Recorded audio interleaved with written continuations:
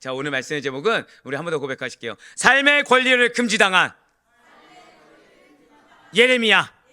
예, 삶의 권리를 금지당한 예레미야입니다. 이 말씀하면서 마음이 엄청 무거웠어요. 하지만 그 무거운 가운데 결국 최종에는 무엇이 있죠? 은혜가 있고 승리가 있습니다. 네, 우리에게 주신 하나님의 말씀 예레미야 16장 2절에서 5절 말씀. 예레미야 16장 2절에서 5절 말씀, 구약성경 1076면에 있는 말씀이 되겠습니다. 자, 우리 말씀 한 절씩 교독하신 후에 마지막 5절 말씀은 우리 한 목소리로 합독하도록 하겠습니다. 예레미야 16장 2절에서 5절 말씀, 제가 먼저 2절 말씀 읽겠습니다. 너는 이 땅에서 아내를 맞이하지 말며 자녀를 두지 말지니라.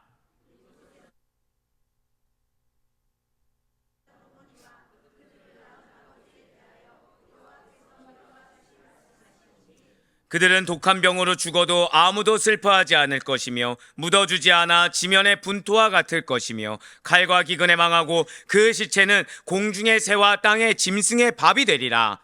여호와께서 이와 같이 말씀하시되 조상집에 들어가지 말라. 가서 통곡하지 말며 그들을 위하여 애곡하지 말라.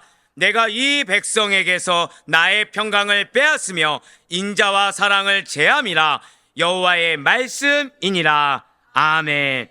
네, 그렇습니다. 오늘 말씀은 아마 여러분들이 좀 생소하게 들었을 바로 그런 말씀일 수가 있을 거예요. 우리가 보통 예레미야 하면 눈물의 선지자, 네, 이스라엘의 안타까운, 남유다의 안타까운 상황 가운데 하나님의 징계의 말씀을 선포할 수밖에 없는 눈물의 선지자를 생각하곤 합니다. 그런데 왜 눈물을 흘렸는지가 중요하고, 그 가운데 하나님께서는 오늘 우리들에게 우리의 모든 여건을 알아주시사, 예, 맞아요, 누군가는 계속해서 해결되지 않는 문제가 매번 반복됩니다.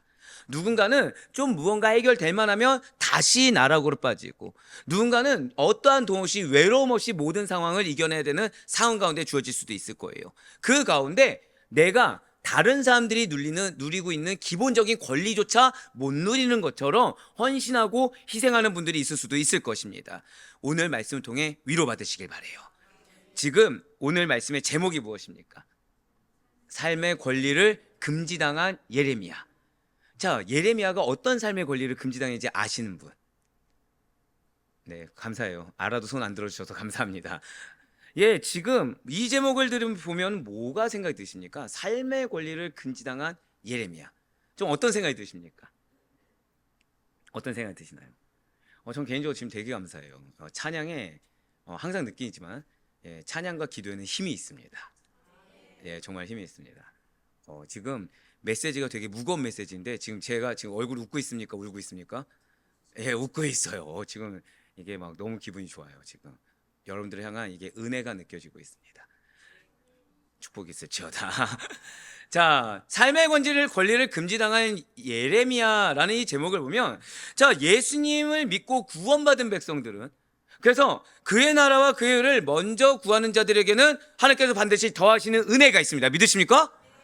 예, 말씀에 순종하는 자들, 하나님께서 형통과 평탄의 길로 인도하십니다. 주님과 동행하는 자, 때를 따라 돕는 은혜가 있습니다. 이게 다 아멘이시죠? 자, 그렇다면 예레미야는 하나님을 믿습니까? 안 믿습니까? 믿는데 지금 뭘 당하고 있다고요? 삶의 권리를 금지당하고 있다는 거예요. 아니, 목사님, 그러면 지금 앞서 말씀드렸던, 지금 뭐 형통과 무탈의 길로 인도한다, 때를 따라 돕는 은혜가 있다, 지금 이러한 말들과 삶의 권리를 금지당한다는 것은 대치되는 것이 아닙니까? 라는 의문이 들 수 있다는 거예요. 내가 예수님을 믿는데 나에게 은혜가 없고 권리가 없다, 이거는 정말 말이 안 된다라는 거죠. 반면에, 자, 믿음의 길은 고난의 영속입니다. 역시 아멘이 아무도 안 나오는군요. 자, 십자가의 고난은 우리로 하여금 목숨까지도 요구합니다. 자, 이거 처음 듣는 거 아니죠? 이 권리가 무엇입니까? 목숨까지도 내어줘야 되는 거죠. 자, 날마다 우리는 어떤 삶을 살고 있죠? 나를 부인하고 십자가를 지고 죄와 싸우고 자기를 부인하는 성화의 삶, 즉 날마다 매일 죄와 싸우는 우리가 걸어가는 십자가의 좁은 길이 우리의 삶입니다. 이것도 다 알고 있다는 거예요. 그럼 이 십자가의 삶의 권리가 아니라 오히려 삶의 권리의 포기와 내려놓음이 맞는 말 아니야? 라는 질문도 생길 수가 있다는 거예요. 대체 어떤 말이 맞는 것입니까? 은혜, 형통, 무탈, 때를 따라 돕는, 그리고 위로, 이것이 맞는 것입니까? 아니면 포기, 부인, 십자가, 고난 이것이 맞는 것입니까? 어느 누가 맞는 말일까요? 삶의 권리를 보장받을 뿐만 아니라 그에 더한 은혜와 축복을 받는다 라는 주장이 맞는 말이겠습니까? 아니면 비단 삶의 권리만이 아니라 우리의 목숨까지도, 우리의 가치관 그 모든 것까지도 내 것이라고 주장하지 말아야 된다 라는 것이 맞는 말입니까? 이것은 미리 말씀드리면 누구의 주장이 맞고 틀리고의 문제가 아니라는 거예요. 우리의 삶의 권리를 보장해 주시는 분도, 우리의 삶의 권리를 금지하실 분도 오직 하나님이십니다. 만일 하나님께서 보장해 주지 않는다고 한다면 우리의 그 어떤 것도 스스로 권리를 가지거나 주장할 수 없다는 사실을 우린 반드시 기억해야 된다는 거예요. 바로 예레미야가 이 사실을 너무 잘 알고 있었다는 거죠. 예레미야 생각이 있습니다. 원하는 니즈가 있어요. 그런데 이러한 권리를 주장하냐 주장하지 못하냐는 건 자신에게 달려있지 않다는 걸 너무 잘 알고 있었어요. 하나님께 달려있다는 것을 잘 알고 있었다는 거죠. 그렇기 때문에 자신에게 있는 그 모든 것을 하나님의 말씀을 전하고 예언하는 일에 드리기를 아까워하지 않았다는 거예요. 내 목숨 전부가 주님의 것이라고 해서 그렇다고 삶의 권리쯤이야 하면서 이렇게 호기로운 자세로 권리를 내려놓으시는 것이 아니라는 것입니다. 반드시 잊지 마시길 바라요. 하나님께서 여러분과 저에게 그 무엇을 원하시든지 그 무엇을 걷어가시든지 그것 자체로 하나님이 시작하셨기 때문에 은혜라는 사실을 잊지 마시길 바라요.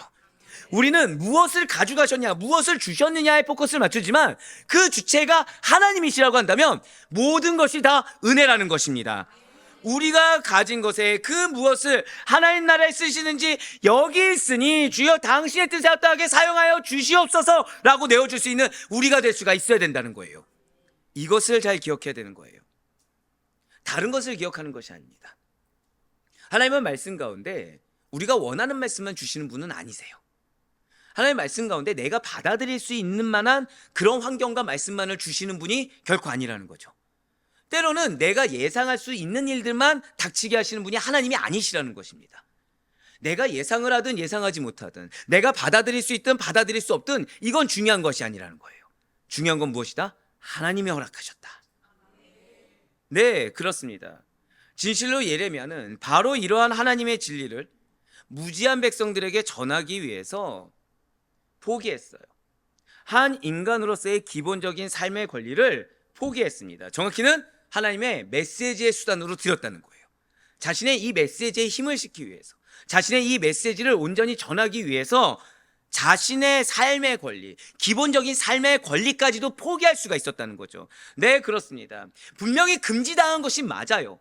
하나님은 예레미야에게 삶의 권리를 금지시키셨습니다. 다른 누군가가 그 길을 걷지 않았음에도 불구하고 그 사람과 동일한 것을 걸을 수 있는 다른 사람들, 일반적인 사람들과 동일한 삶을 영위할 수 있는 그 권리를 포기하게 만드셨어요. 하지만 궁극적으로 예레미야는 마지못해 끌려가는 것이 아니라 한번 고백하실까요? 자언하여 들었다. 예, 자언하여 들었다는 거예요. 그렇다면 삶의 권리를 이렇게 자언하여 드렸다, 삶의 권리를 하나님의 메시지의 수단으로 드렸다라는 것이 무슨 말입니까? 자, 우리는 방금 전에 제가 오늘 같은 경우에 4번을 인사하게 했잖아요. 상호간에 무엇한 거죠? 소통이란 걸 합니다. 예, 우리는 이 사회에 태어나서 살아가면서 상호 소통이라는 것을 할 수밖에 없어요. 이러한 의사소통을 무엇으로 하게 됩니까? 말, 몸짓, 이렇게 응시, 표정, 목소리의 억양, 높낮이 등을 통해서 상호 의사소통을 합니다. 또는 편지를 쓰기도 하고 문자를 보내기도 하고 전화를 하거나 또 인터넷 채팅을 통해서도 대화를 해요. 그런데 선지자들 중에서는요, 어떠한 도구나 행위를 통해서 말씀을 전하기도 했다라는 겁니다. 그러니까 무조건 말로만 전하거나 글로만 전하는 것이 아니라 어떠한 도구나 행위를 통해서도 하나님의 말씀을 전하기도 했다라는 것이죠. 예를 들어서 우리가 잘 아는 이사야 선지자가 있습니다. 이사야 선지자의 경우는 3년 동안 벌거벗고 다니면서 예언을 했죠. 즉 이 벌거벗고 다니면서 예언한 것에 의미가 있었다는 거예요. 자, 호세아 선지자는 어떻습니까? 굳이 부정한 아내 고멜을 통해서 예언의 사역을 했다라는 거예요. 이처럼 마찬가지로 예레미야 역시도 삶의 권리라고 볼 수 있는, 절대 고백하실까요? 결혼을 포기했다. 네, 결혼을 포기하였고 슬픔의 감정, 기쁨의 감정도 금지당하게 되었습니다. 그리고 이것은 다른 말로 표현하면 삶의 권리마저, 그러니까 인간적으로 당연히 마땅히 결혼해서 가정을 꾸릴 수 있는 이 권리, 슬픔과 기쁨의 감정까지도 하나님의 말씀을 예언하는 수단으로 드린 것이 된다라는 거예요. 그렇습니다. 예레미야는 오직 단 하나, 하나님의 진리를 백성들에게 전하기 위해서 삶의 권리를 하나님의 메시지의 수단으로 드린 자, 바로 그 자가 예레미야라는 거예요. 먼저 오늘 본문 예레미야 16장 2절 말씀 보시길 바랍니다. 너는 이 땅에서 아내를 맞이하지 말며 자녀를 두지 말지니라. 아멘. 지금 무엇을 하나님께서 금지하셨죠? 아내와 자녀하면 무엇입니까? 결혼을 금지당했습니다. 자녀는 또 뭐죠? 출산도 금지당했습니다. 그러니까 사실 오늘날로 봤을 때 이거 문제가 됩니까 안 됩니까? 이거 금지당했다고 해서 안타깝다 정도지 뭔가 큰 피해를 보거나 크게 들었다는 느낌이 들지 않아요. 그러니까 오늘날을 비추어 봤을 때 누가 금지하지 않아도 스스로가 나는 비혼주의자입니다 또는 나는 딩크족입니다 해서 결혼과 출산을 하지 않겠다고 결정하는 일을 요즘에 심심치 않게 볼 수 있다는 점에서 이러한 결혼 금지, 출산 금지가 크게 안 와닿을 수도 있습니다. 하지만 고대 근동에선 난리가 날 만한 말씀이라는 거예요. 이스라엘을 포함해서 고대 근동 지역에서는 다산 그리고 대가족 형성이라는 것은 축복의 상징입니다. 그럼 반대로 자식이 없다는 것은 무엇의 상징이 될까요? 저주의 상징이 된다는 거예요. 자식이 없다는 것은 저주의 명령과도 같다는 거죠. 그럼에도 불구하고 지금 하나님께서는 당신께서 택한 선지자 예레미야에게, 그러니까 죄를 지은 자도 아니에요, 하나님의 말씀을 근심하게 한 자도 아닙니다. 하나님께 오히려 크게 쓰임받는 자예요. 그 크게 쓰임받는 예레미야에게 독신을 명령하고 있다는 거예요. 일반적인 사람들이 봤을 때 이거 문제 아니야? 이거 저주받은 거 아니야? 이거 심판받는 거 아니야? 라는 그런 상황을 통해서 말씀을 증거하게 하나님께서는 명령하고 계시다는 것이죠. 그렇다면 이렇게 예레미야가 삶의 권리까지 금지당하면서 백성들에게, 이 이스라엘 백성들에게 전하고자 한 하나님의 메시지가 무엇이었습니까? 예레미야의 독신이 상징하는 바가 있다는 거죠. 바로 남유다의 끔찍한 종말을 보다 생생하게 보여주기 위한 명령이었다는 거예요. 그냥 말로 전하는 것이 아니라 예레미야가 결혼을 금지당해서 그 금지당한 상태에서 축복, 자녀의 축복을 금지당한 상태에서 선포함으로 말미암아 무엇을 생생하게 보여주고 있다고요? 남유다가 끔찍하게 종말을 갖게 된다는 거예요. 왜입니까? 예레미야의 독신에는 남유다의 많은 사람들의 죽음, 많은 사람들의 포로됨으로 인한 이별이 찾아올 것이기 때문에 결국 무엇입니까? 그냥 자식이 없는 것이, 아내가 없는 것이 오히려 낫겠다라는 의미가 내포되어 있다는 거예요. 네, 맞습니다. 독신은 곧 파멸을 상징하는 것입니다. 독신의 하나님의 사명을 받은 예레미야가 말씀을 선포한다는 것은 말씀드린 대로 차라리 가족이 없는 게 나아, 차라리 자녀가 없는 게 나아, 그 정도로 처참하게 멸망할 거야 라는 이 멸망에 대해서 생생하게 느껴서 빨리 돌이키길 원하시는 하나님의 뜻이 있었다는 것이죠. 그럼 여기서 한번 질문을 드려볼게요. 여러분들이 생각했을 때, 자, 호세아의 명령이 무엇이었죠? 하나님께서 호세아에게 명령을 내리셨습니다. 어떤 명령 내리셨습니까? 음녀 고멜과 결혼하라. 자, 이 명령과 예레미야에게 내려진 독신으로 지내라, 결혼하지 말라, 이 명령 중에 어떤 것이 더 가혹한 것처럼 느껴지십니까?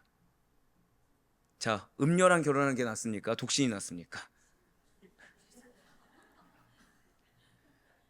차라리 독신이 낫습니까? 예. 내가 음녀랑, 나쁜 인간이랑 결혼하느니 차라리 홀로 살고 만다. 자, 좀 충격적인데요. 지금 진도가 나오기가 쉽지가 않네요. 자, 당시 사람들에게 더 충격적인 것은, 이쪽 라인은 현대인은 아닌 걸로 하겠습니다. 고대 근동에 사시는 분인 걸로. 왜냐면 이거를 제가 다른 친구한테 물었을 때 그 친구는 뭐라고 얘기하죠? 음료랑은 죽어도 못 살아. 네, 그게 더 충격적이야 라고 얘기했었는데, 당시 사람들에게는 독신의 명령이 더 충격적이었다는 거예요. 왜냐하면 구약 성경에는요, 이 독신 있죠, 독신, 이 어휘 자체가 없습니다. 그러니까 독신이라는 단어가 있다는 거예요, 없다는 거예요? 아예 없습니다.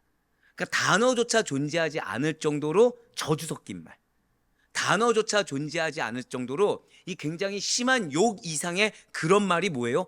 독신이라는 거죠. 또한 호세아가 음녀와 결혼하라. 자, 나쁜 배우자예요. 그럼 이 가정은 지금 형성이 되어 있습니까? 아니면 가정이 붕괴된 겁니까?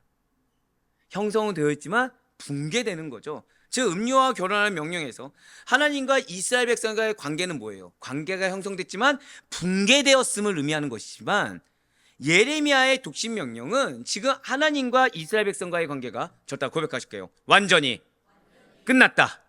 예, 그렇습니다. 관계가 형성되었지만 붕괴되는 수준이 아니라 지금 이스라엘 백성과 하나님과의 관계가 완전히 종마르고 있다는 거예요. 이거는 아예 관계조차 없고 그냥 완전히 끝났다라는 것을 의미하는 것이기 때문에 지금 이 예레미야에게 명하신 독신의 명령, 이거를 주변의 고대 근동 또는 이스라엘 백성들이 들었을 때 뭐예요? 충격이라고 그냥 받아들일 수밖에 없다라는 거죠. 사랑하는 우리 성도 여러분들, 지금 예레미야가 자신의 삶에서 마땅히 누릴 권리조차 금지당하면서까지, 그 권리가 무엇이었어요? 결혼, 자녀, 이것까지 금지당하면서 이스라엘 백성들에게 전하고자 한 하나님의 메시지가 무엇이라고 말씀드렸습니까? 왜 이렇게 처절하게 전할 수밖에 없었던 것입니까? 다른 것이 아니에요. 바벨론을 통한 하나님의 징계를 백성들에게 깨우쳐 주기 위함이었다는 것이죠. 그렇습니다. 진실로 하나님께서는 무지한 백성을 깨우치기 위해서, 제발 그 백성들이 깨닫게 하기 위해서 예레미야 선지자의 권리만저 박탈하셨다는 거예요. 예레미야 선지자, 말씀을 전하는 선지자가 얼마나 처절하게 말씀을 선포하는지 깨닫게 하시기 위해서 그 선지자의 권리를 박탈하면서 그 백성들에게 말씀을 강력하게 선포하게 하나님께서는 명령을 내리셨다는 것이죠. 누군가를 깨우치기 위해서 이렇게 권리를 박탈한 이가 또 누가 있습니까? 바로 우리 예수님께서 무지한 우리들을 위해서 십자가를 지셨다는 거예요. 이사야 53장 4절과 5절의 말씀입니다. 그는 실로 우리의 질고를 지고 우리의 슬픔을 당하였거늘 우리는 생각하기를 그는 징벌을 받아 하나님께 맞으며 고난을 당한다 하였노라. 그가 찔림은 우리의 허물 때문이요 그가 상함은 우리의 죄악 때문이라. 그가 징계를 받음으로 우리는 평안을 누리고 그가 채찍이 맞음으로 우리는 나음을 받았도다. 아멘. 지금 죄를 누가 지었습니까?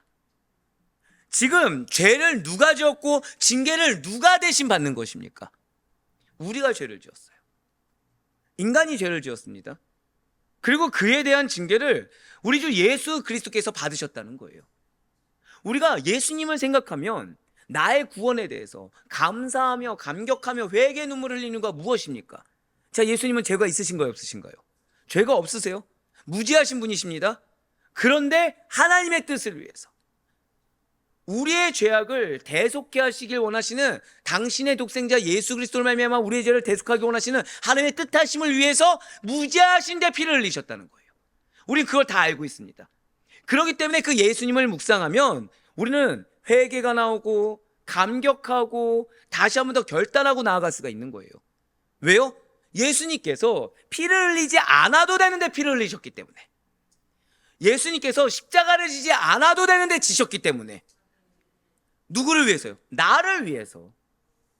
오히려 내가 당해야 될 거를 예수님께서 당하셨다는 걸 우린 알기 때문에 우리는 다시 한 번 더 감격하고 감사하고 회개하고 결단하며 나아갈 수가 있다는 거예요. 그분의 말씀이 우리 삶 가운데 생동감 있게 살아 숨쉴 수가 있다는 거죠. 왜요? 그렇게 당하지 않아도 될 분이 당하셨기 때문에. 예레미야 역시 마찬가지라는 것입니다. 지금 예레미야는 방탕하지 않았습니다. 지금 예레미야는 우상을 숭배하지 않았어요. 지금 예레미야는 하나님의 말씀에서 멀리 떨어진 것도 아닙니다. 지금 예레미야는 죄를 짓지 않았어요. 그런데 아이러니하게 예레미야는 자신의 삶의 권리를 박탈당하면서까지 남유다 백성들이 지은 죄에 대해서, 정확히는 그들을 위해 하나님의 예언이 성취되도록 선포하며 사명을 다하고 있다는 거죠.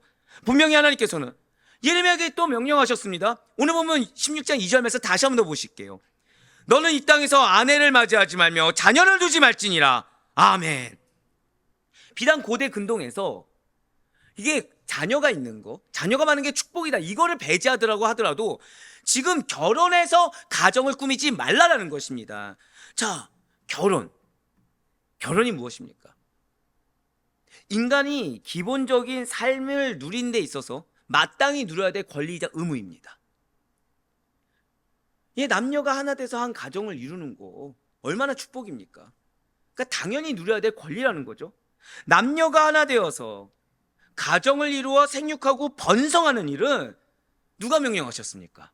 예, 맞아요. 창조주 하나님께서 명령하신 축복이고 그분의 음성이라는 것입니다. 그런데 지금 하나님께서 당신께서 명령하신 것을, 당신께서 축복이라고 말씀하신 것을 무슨 이유로 지금 예레미야에게 혼인을 금지하신 것일까요? 그것은 우선 저다 고백하실게요. 예레미야의 사명. 예레미야의 사명을 위해서라는 거예요.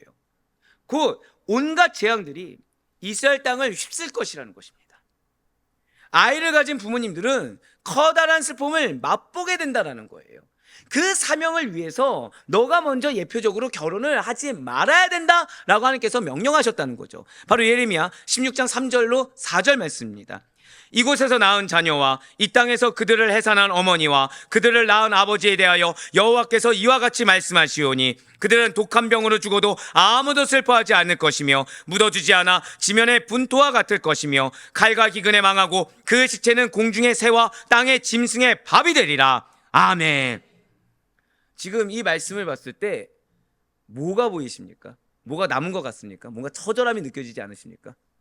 지금 이 말씀 봤을 때 만일 예레미야도 결혼해서 자녀를 얻는다고 한다면 이러한 환난을 겪게 된다는 거예요.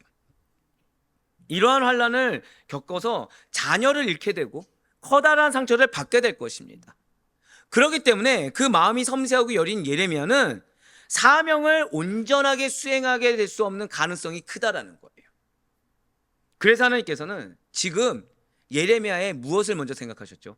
사명을 먼저 생각하신 겁니다. 지금 하나님께서 예레미야를 사랑하십니다. 그래서 예레미야에게 사명을 주셨어요. 근데 지금 하나님께서는 예레미야의 삶, 권리보다 무엇을 중요하게 여겼다고요? 사명을 중요하게 여기셨어요. 사랑하는 성도님들, 하나님이 여러분들에게 말씀을 허락하십니다. 우리에겐 기업이 있다고 말씀을 드렸어요. 이 기업은 나에게 사명입니다. 그런데 하나님은 이 사명을 가장 중요하게 여긴다는 거예요. 이 사명을 위해서 다른 것을 포기하기도 합니다. 이 사명을 위해서 다른 걸 내려놓기도 합니다. 하지만 사단은 이 사명과 우리의 삶의 권리를 동등성상에 놓는 것처럼 착각하게 만드는 거예요. 그러면서 이 삶의 권리는 누가 주신 거죠? 하나님이 주셨다고 생각을 하게 하는 거예요. 예, 맞아요. 삶의 권리 하나님께서 주신 것이 맞습니다. 하지만 하나님께서 이 땅 가운데 원하신 것이 무엇입니까? 우리의 삶의 권리를 누리는 것입니까? 이 땅에 당신의 나라와 당신의 의를 펼치는 것입니까? 답을 다 알고 있어요. 근데 사단은 때로는 내 삶의 권리가 더 우선인 것처럼 착각하게 만든다는 것이죠. 하지만 반드시 기억하시길 바라요. 정말 하나님의 도우심을 원하십니까? 정말 하나님의 은혜를 원하십니까? 정말 하나님과의 동행하신 가운데 그분의 칭찬을 받는 자들, 그분의 인정을 받는 자들로 우리가 우뚝 서길 원하십니까? 다른 것이 없어요. 하나님의 사명이 우선됨을 잊지 마시길 바라요. 이 사명은 여건이 받쳐져서 할 수 있는 것이 아닙니다. 이 사명은 내가 꽃길을 걸으면서 갈 수 있는 것이 아니에요. 이 사명은 내가 어떠한 조건들이 다 갖춰지니까 할 수 있는 것이 아닙니다. 사명은 주신 순간부터 시작인 거예요. 사명은 주신 순간부터 이 순간적인 그 찰나의 말씀의 순종함으로부터 시작되는 것입니다. 분명히 사도 바울 역시도 사명을 위해서라면 독신인 자신의 처지를 지내는 것이 좋겠다라고 이렇게 고백하지 않습니까? 고린도전서 7장 8절의 말씀입니다. 내가 결혼하지 아니한 자들과 과부들에게 이르노니 나와 같이 그냥 지내는 것이 좋으니라. 아멘. 자, 이러한 이유에 대해서 사도 바울은 또 무엇이라고 얘기하나요? 바로 고린도전서 7장 26절의 말씀입니다. 내 생각에는 이것이 좋으니 곧 임박과 환난으로 말미암아 사람이 그냥 지내는 것이 좋으니라. 아멘. 그렇습니다. 분명 말씀 전파의 사명을 맡은 성도들은 물론이요, 교회 지도자들에게도 한 가정을 꾸미고 그리고 자녀를 양육하는 일은 하나님께서 권장하는 일이 맞아요. 그러나 오늘 본문의 예레미야와 같이 그리고 사도 바울과 같이 독신으로 지내는 것이, 그러니까 우리가 일반적으로 생각하는 그 틀을 깬 것으로 두는 것이 하나님의 사명을 수행하는 데 있어서 이로운 성도님들도 있을 수가 있다는 거예요. 그러니까 천편일률적으로 생각할 수가 없다는 거죠. 하나님께서 이 형제에게는 이런 상황을 통해서 역사했으니까 우리 같은 경우에도 이런 상황에 이렇게 역사할 거라고 단정지어서 얘기할 수가 없다는 것입니다. 저다 고백하실게요. 사명은 각자가 다릅니다. 바로 그거예요. 그러니까 예를 들어서 제가 금식한다고 해서 우리 오 목사님이 금식하면 사역하면 성공한다? 바라시는 것 같습니다. 네, 그렇진 않다는 거예요. 그렇진 않다는 거예요. 사람마다 다를 수 있다는 거죠. 사람마다 다를 수 있고 환경마다 다르게 하나님께서 명령을 주실 수가 있다라는 거예요. 예, 맞습니다. 결국 무엇입니까? 하나님께서는 중요한 건 죄송하지만 그 사람 자체가 중요한 것이 아닙니다. 그 환경 자체가 중요한 것이 아니에요. 우리의 감정 상태가 중요한 것이 아닙니다. 당신의 사명이 중요하다는 거예요. 우리의 존재의 유무는 절대 고백하실까요? 나에게는 하나님의 사명이 있습니다. 할렐루야. 이것이 가장 중요하다는 거죠. 이 사명 앞에 우리가 어떤 환난 가운데 있느냐, 이 사명 앞에 하나님께서 나에게 무엇을 요구하느냐, 이건 중요하지가 않다는 거예요. 우리에게 중요한 거는 사명이 있다. 여러분들 등산을 해보셨을 겁니다. 자, 등산 어떻게 해보시면 쉬우십니까? 어려우십니까? 자, 등산을 갈 때 나는 돌부리에 걸려본 적이 있다. 예, 감사해요. 저만 그렇진 않군요. 자, 근데 등산하러 갈 때 돌부리가 없기를 바라는 거 말이 됩니까? 안 됩니까? 자, 산에 자, 비 오고 난 직후에 산을 등반하는데 이렇게 시멘길로만, 평탄한 길로만 가기를 바라는 거, 그러니까 바지에 신발에 진흙이 묻지 않기를 바라는 거 말이 됩니까? 안 됩니까? 말이 안 된다는 거예요.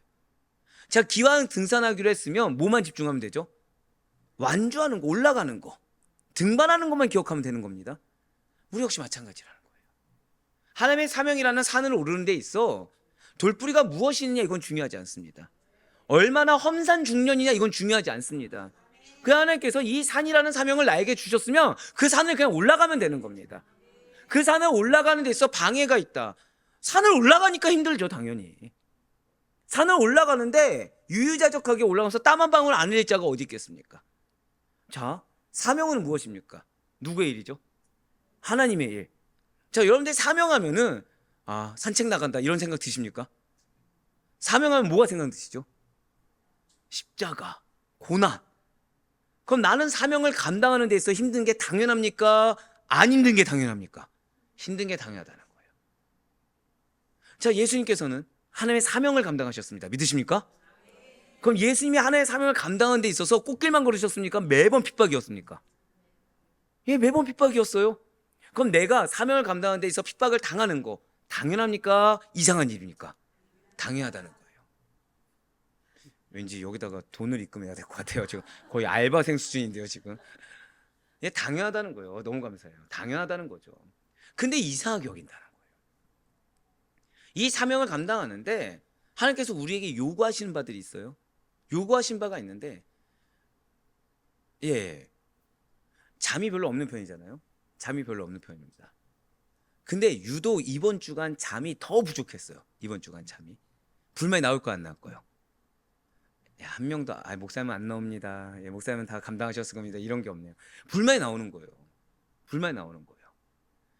자, 1시간 반을 자나 1시간을 자나 30분을 자나 차이가 있습니까? 없습니까? 솔직히 말씀드릴까요? 별 차이가 없어요. 별 차이가 없습니다. 한 3, 4시간 자야 차이가 생깁니다. 자, 이렇게 생각하시면 되죠. 1시간 자는 것과 3시간 자는 거 뭐가 좋습니까? 3시간이에요. 자, 근데 1시간을 자고서 넉넉하게 일을 할 수 있고요. 1시간 반을 자고서 타이트하게 일할 수 있습니다. 그럼 뭘 선택하시겠습니까? 예, 넉넉하게 일하는 걸 택합니다, 보통. 왜냐면 그 30분 차이가 별로 크지 않거든요. 근데 이상할 정도로 그 30분에 매몰된다는 거예요. 이상할 정도로 왜 내가 이 30분조차 못 자지? 이거에 매몰된다는 겁니다. 지금 하나님께서는 우리에게 뭘 말씀하십니까? 우리의 삶의 고난을 이상하게 여기지 말라는 거예요. 우리의 삶에 다른 사람들이 누리는 걸 내가 못 누리는 거를 이상하게 여기지 말라는 겁니다. 우리의 삶 가운데 왜 나만 이라는 그 상황을 이상하게 여기지 말라는 거예요. 다만 한 가지를 기억하라는 것입니다. 저도 고백하실게요. 나에게는 사명이 있습니다. 할렐루야. 그거를 기억하라는 거예요. 사명을 기억하지 않고 걸어가면 인간의 길이 되지만 사명을 기억하고 순종하면 하나님의 길이 됩니다. 그 하나님의 길을 걷는 데 있어 마귀 사단의 공격은 당연할 수 있다는 거예요. 그 마귀 사단의 공격이 내가 예측 불가능한 범위에서 오는 거 당연하죠. 자, 왜 당연할까요? 우리는 뭐만 바라보고 갑니까? 주변을 봅니까? 앞만 보고 갑니까? 사명이 있는 자, 그리스도를 믿는 자들은 앞만 보고, 표대 대신 예수 그리스도만 보고 갑니다. 땅을 봅니까? 하늘을 봅니까? 하늘을 보고 가죠. 가다 넘어질 수 있을까요? 없을까요? 있다는 거예요. 오히려 우리는 주변을 돌볼 틈이 없는 자들입니다. 하물며 나를 돌볼 틈이 어디 있겠습니까? 저 앞을 보고 나아가기야 바쁜 사람들인데, 그러한 주님의 제자들인데 다른 것에 곁눈질할 틈이 어디 있겠습니까? 예, 맞아요. 참된 사명자는 나의 유익을 바라보는 자들이 아닙니다. 나의 유익보다는 하나님께 받은 영원 구원의 사명, 하나님께 받은 복음 전파의 사명을 더 중요시해야 합니다. 다른 무엇보다도 더 우선적으로 여겨야 함을 잊지 마시길 바라요. 이 사명을 위해서 나의 자존심까지도, 나의 조급한 감정까지도, 나의 어떤 리스크까지도 아무렇지 않게 하나님께 드릴 수 있는 우리 모두가 되길 간절히 소망합니다. 사도 바울 역시 이러한 사명을 위해서는, 복음을 증언하는 일을 위해서는 생명조차도 귀한 것을 여기지 아니하노라 라면서 이렇게 고백하였습니다. 사도행전 20장 24절의 말씀입니다. 내가 달려갈 길과 주 예수께 받은 사명 곧 하나님의 은혜의 복음을 증언하는 일을 마치려 하면은 나의 생명조차 조금 더 귀한 것으로 여기지 아니하노라. 아멘. 자, 좋습니다. 지금 사도 바울도 내 생명조차 귀한 것으로 여기지 않고 무엇만을 신경 쓰겠다는 거예요? 사명을 마치는 일만 집중하여 달려가겠다고 했습니다. 지금 예레미야는 무엇을 금지당했습니까? 저따 고백하실까요? 가정, 결혼. 예, 예레미야는 지금 결혼을 금지당했어요. 가정을 금지당했습니다. 그러면은 이것만을 금지당한 것일까요? 아니라는 거예요. 지금 하나를 희생했습니다. 가정을 희생했어요. 포기했어요. 근데 하나님은 또 원하시는 거예요. 마치 우리가 하나님, 네, 알겠습니다. 내가 이 부분을 내려놓고 순종하겠습니다 했더니 또 어떤 상황이 오는 거예요? 또 순종할 영역을 주시는 것처럼 내가 대체 어디까지 참아야 되지? 라는 생각이 들만한 상황을 또 주셨다는 거예요. 무엇입니까? 하나님께서는 예레미야에게 절대 고백하실게요. 일말의 동정조차, 예, 맞습니다. 일말의 동정조차도 금지하셨어요. 무엇이죠? 죽은 자들에 대한 애곡을 금지당했다는 것입니다. 오늘 보면 16장 5절의 말씀입니다. 여호와께서 이와 같이 말씀하시되 초상집에 들어가지 말라. 가서 통곡하지 말며 그들을 위하여 애곡하지 말라. 내가 이 백성에게서 나의 평강을 빼앗으며 인자와 사랑을 제함이라. 여호와의 말씀이니라. 아멘. 지금 붉은색으로 표현된 부분 한번 보시길 바래요. 지금 하나님께서는 초상집에 들어가지 말라, 가서 통곡하지 말며 그들을 위하여 애곡하지 말라라고 단호하게 명령하셨습니다. 동서고금을 막론하고요, 죽음이나 불행을 당해서 슬픔에 쌓이는 가정에 대한 동정심, 위로라는 것은 마땅한 이웃의 도리요 미쁜 양속입니다. 왜 그런 말 있죠? 결혼식은 참석하지 못해도 어딘 가야 돼요? 예, 장례식장. 예, 맞습니다. 왜 그 결혼식장은 참석하지 못해도 장례식장을 참석해야 된다는 그 말이 왜 나오는 거죠? 아, 감사해요. 예, 결혼식장은 기억하지 못해도 초상집은 기억하기 때문에, 예, 이런 건 아니고 위로를 해줘야 되거든요. 그 자리만큼은 슬픔의 위로의 자리가 반드시 필요하거든요. 왜죠? 장례식장이 뭐와 맞닿아 있습니까? 죽음과 맞닿은 곳이기 때문에 유족들을 위로해줘야 되는 것입니다. 결혼은 다르죠. 한 가정의 시작입니다. 기회가 있습니까? 없습니까? 또 축복할 기회가 있어요. 근데 장례식장은 인생의 끝이죠. 우리의 영생이 있다고 한다면 새로운 시작점이 되겠지만, 인간적으로, 육적으로는 무엇이죠? 끝나는 자리이기 때문에 그 자리가 아니면 안 되는 거예요. 그 위로해 주는 자리입니다. 그렇기 때문에 이것은 비단 우리나라뿐만 아니라 이스라엘 민족에게 있어서도 초상을 당한 가정에 조문을 가는 일을 굉장히 중요하게 여겼다는 거예요. 예수님께서도 죽은 나사로의 가정을 조문하시고 눈물을 흘리는 것을 우리에게 기록하고 보여주지 않으셨습니까? 사도 바울 역시도 그래서 우리에게 이렇게 권면하고 있어요. 로마서 12장 15절의 말씀입니다. 즐거워하는 자들과 함께 즐거워하고 우는 자들과 함께 울라. 아멘. 이게 성경의 지금 가르침이라는 거죠. 즐거워하는 자들과 함께 즐거워하고 우는 자들과 함께 울 수 있어야 된다는 것입니다. 그렇다면 지금 하나님께서는 분명히 성경에서 즐거운 자들과 함께 즐거워할 수 있어야 되고 슬피 우는 자들에게 같이 울어줄 수 있어야 된다고 말씀하신 하나님께서 대체 무슨 이유로 예레미야에게만큼은 이스라엘의 조상집에 가는 것을 금지하고 그들을 위해 위로하고 통곡하는 일을 금지하신 것입니까? 대체 왜 일말의 동정까지도 금지하시고 사람의 마땅한 도리인 이렇게 지인들의 그 초상을 금지하는 것입니까? 그것은 다른 뜻이 아니에요. 이스라엘 백성들에게 더 이상 하나님의 자비와 긍휼을 베풀지 않겠다라는 하나님의 의미가 담겨 있다는 것이죠. 오늘 보면 5절 말씀 다시 한번 보시길 바라요. 지금 붉은색으로 표현된 부분을 보시면 내가 이 백성에게서 나의 평강을 빼앗으며 인자와 사랑을 제함이라 라고 나와 있습니다. 지금 하나님께서 하신 말씀 그대로라는 거예요.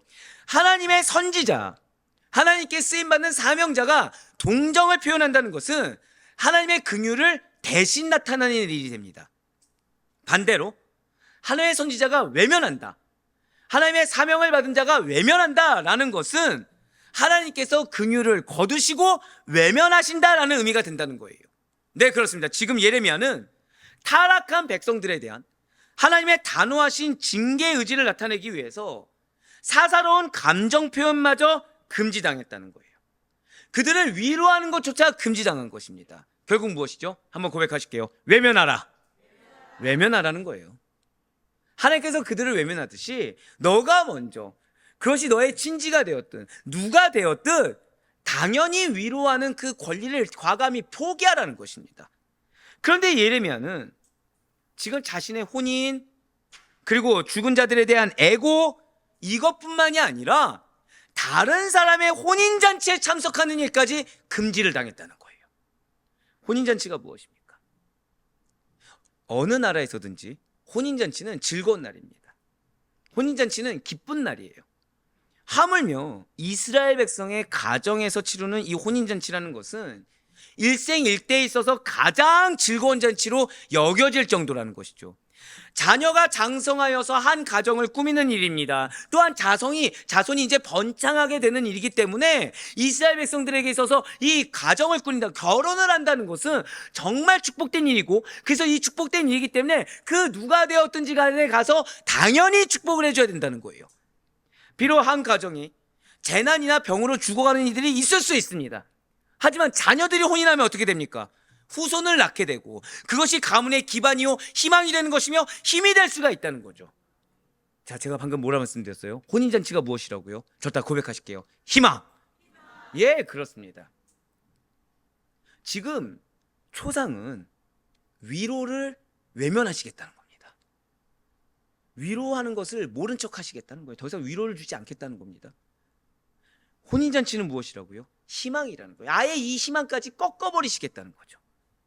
예레미야에게 다른 사람의 혼인잔치를 참여하지 말라, 그건 그들을 향한 희망을 내가 꺾어버리겠다라는 하나님의 단호한 표현인 것입니다. 바로 예레미야 16장 9절의 말씀이 이렇게 얘기합니다.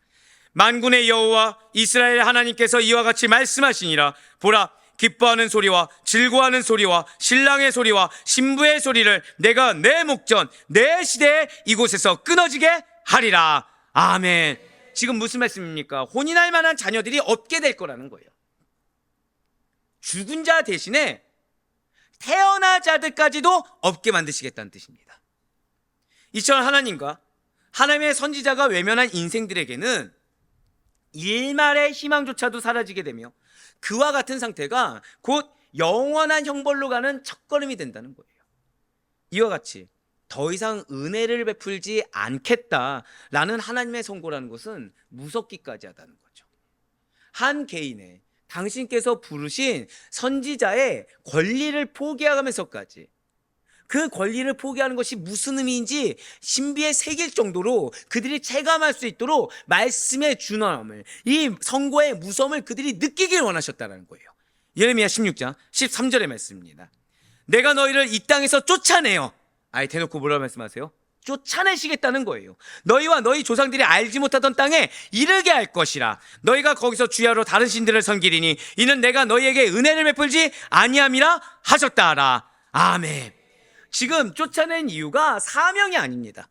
지금 쫓아내서 아예 아무도 모르는 땅에 이르게 만드시겠다는 거예요. 근데 그들이 그것에 속해서 하나님을 섬기면 좋겠는데 하나님을 섬기지 않고 무엇을 한다는 거예요? 주야로, 그냥 일생에 다른 우상만 섬기다가 끝나는 것입니다. 근데 그것이 무엇을 증거한다고요? 하나님의 은혜를 받지 못한다는 걸 증명받고 있다는 거예요. 사랑하는 성도 여러분들, 우리가 하나님만을 믿는 것을 어렵게 여길 때가 있습니다. 우리가 때때로는 머리로 알면서도 하나님보다 다른 것이 우선되는 것을 이상하게 여기지 않을 때가 있다는 거예요. 근데 그것이 우리에게 나 스스로 무엇을 증명하고 있는 거예요? 하나님께서 나에게 은혜를 베풀고 있지 않습니다. 나로 하여금 깨닫지 못하게 하고 있습니다. 나로 하여금 유리방황하게 하고 있습니다랑 똑같다라는 거예요. 그렇기 때문에 죄송하지만 교회는 반드시 여러분들의 삶을 돌이켜볼 수 있는 메시지를 선포해야 됩니다. 반드시 교회는 여러분들의 인생의 우상이 무엇인지를 깨닫게 해야 된다는 거예요. 그래서 하나님의 은혜에서 내가 끊어지는 안타까운 일이 없어져야 되는 것입니다. 내가 지금 은혜에서 멀어져 있는 것을 깨닫지 못하는 안타까움이 없어야 된다는 거예요. 이렇게 하나님을 등지고 하나님의 선지자의 교훈을 멸시하며 이방의 권세와 우상을 살았던 이스라엘 백성들은 결국 어떻게 되었습니까? 바벨론에 의해 이방 땅 포로 신세가 되어버렸어요. 하지만 좌절해서는 안 돼요. 절망해서도 안 됩니다. 아이러니하죠. 말씀이 선포될 때는 어떠해야 된다고요? 지금 깨어 있어야 돼요. 큰일 났구나 생각을 해야 됩니다. 빨리 하나님께로 돌이켜야 됩니다. 근데 내가 지금 고난 가운데 상황에 처했을 때는 아이러니하게 뭐라고요? 저 일단 고백하실게요. 소망을 회복하라. 소망을 회복해야 된다는 거예요. 오히려 하나님께서 그의 종들을 통해 구원의 은혜를 베푸시는 이때를 자기 것으로 삼는 자들은 복되다라는 사실을 잊지 말아야 된다는 것이죠. 그렇습니다. 예레미야의 예언, 예레미야의 말씀 선포를 듣고 그때라도 돌이키게 된다면 그 삶은 반드시 은혜의 삶이 되는 줄 믿으시기 바라겠습니다. 내가 비록 못 깨달을 수 있어요. 내가 지금 그 상황 가운데 어떻게 빠져나와야 될지 모르고 허우적될 수가 있습니다. 하지만 말씀이 선포됐을 때, 그 말씀이 들렸을 때 아멘하고 받아들이는 거, 그래서 나의 것을 안고 내 입술로 고백하며 실제 변화되어 나아가는 거, 이러한 자들이 은혜의 삶을 누리는 자들의 사실을 잊지 마시길 바라요. 지금 예레미야는 남유다 백성들에 대해서 안타까운 마음을 가지고 있습니다. 대단하죠. 엄밀히 따져볼까요? 내가 권리를 지금 왜 박탈당했습니까? 누구 때문에 박탈당했죠? 무엇을 위해서 박탈당했습니까? 남유다 백성들에게 선포하라는 거예요. 그의 사명이 무엇이죠? 남유다 백성들에게 징계를 선포하라는 것입니다. 지금 그러면 내가 지금 권리를 못 누린 건 누구 때문입니까? 남유다 백성들 때문이에요. 남유다 백성들이 제대로 살기만 했다고 한다면, 남유다 백성들이 하나님께서 멀어지지 않았다고 한다면 굳이 예레미야는 눈물의 선지자가 될 이유도 없고 자신의 권리까지 빼앗길 이유가 없다는 것이죠.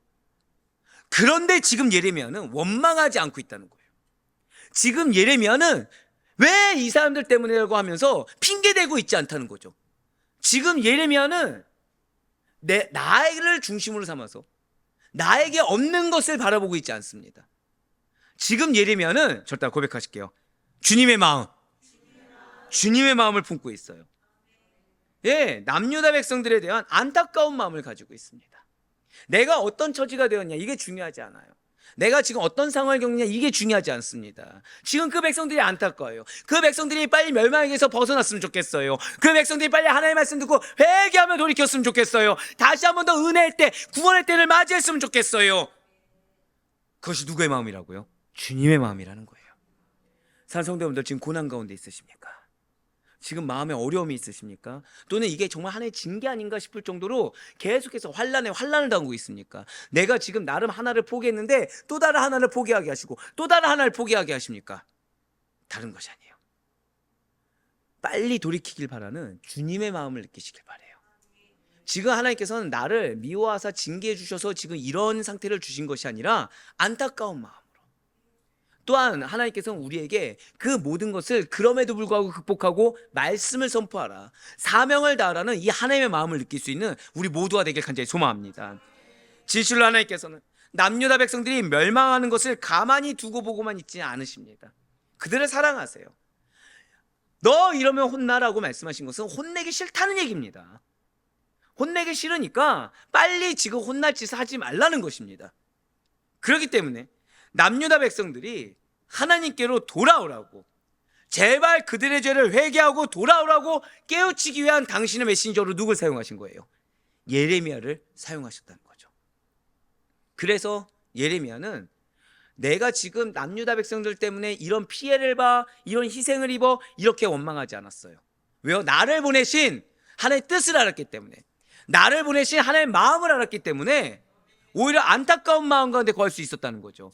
그럼에도 불구하고 회개하지 않는다면, 그럼에도 불구하고 돌이키지 않는다면 그들에게는 어떠한 희망도 없습니다. 주님의 메신저에게 외면당하는 사람에게는 희망이 없다는 거예요. 저는 우리 아델포유 교회 성도님들을 사랑합니다. 이유가 왜냐면 말씀드렸죠. 말씀이 선포되기 때문에 사랑하는 거예요. 말씀이 무엇이라고 했죠? 저따 고백하실게요. 나를 하나님께서 사랑하십니다. 예, 나를 사랑하시는 하나님의 음성이에요. 하나님 사랑하지 않으신다면 말씀을 주지 않으십니다. 계속 말씀드리잖아요. 저희 아델포유 교회에 선포되는 메시지가 이렇게 따로 얘기하지 않아도 매기 같습니다. 그것이 무엇이죠? 그 말씀을 받길 원하시는 거예요. 그 말씀을 듣길 원하시는 겁니다. 이것이 사랑이라는 거죠. 하나님께서는 지금 우리를 외면하십니까? 외면하지 않으십니까? 외면하지 않으세요. 하나님께서는 지금 우리를 외면하거나 소망을 걷어가신 것이 아닙니다. 주님의 사역자들, 주님의 메신저들이 외면했다는 것은 곧 주님께서 이미 외면한 자들이라는 뜻이에요. 말씀이 나에게 실제가 되지 않고 이 말씀이 매번 맴돌고서 끝난다. 빨리 돌이켜야 됩니다. 또는 이 앞에서 선포되는 말씀이 세상적이거나 매번 동일한 메시지다. 빨리 우리가 회개하며 돌이켜야 됩니다. 왜요? 우리는 주님에게서 외면당해서는 안 된다는 거예요. 무엇이 본질인지 놓치지 말아야 된다는 것입니다. 사실 예레미야는 사람들에게 환영을 받으면서 하나님의 말씀을 전한 것이 아니에요. 사람들이 극진하게 대접하면서 말씀을 전했던 것이 아닙니다. 그가 전하는 메시지는 번번이 사람들에게 조롱을 당했어요. 그가 전한 메시지는 번번이 반발심을 불러일으켰습니다. 악한 자들이 서로 공모해요. 예레미야를 쓰러뜨리려고 공격하였습니다. 예레미야 20장 7절과 8절의 말씀 우리 다 같이 읽겠습니다. 시작.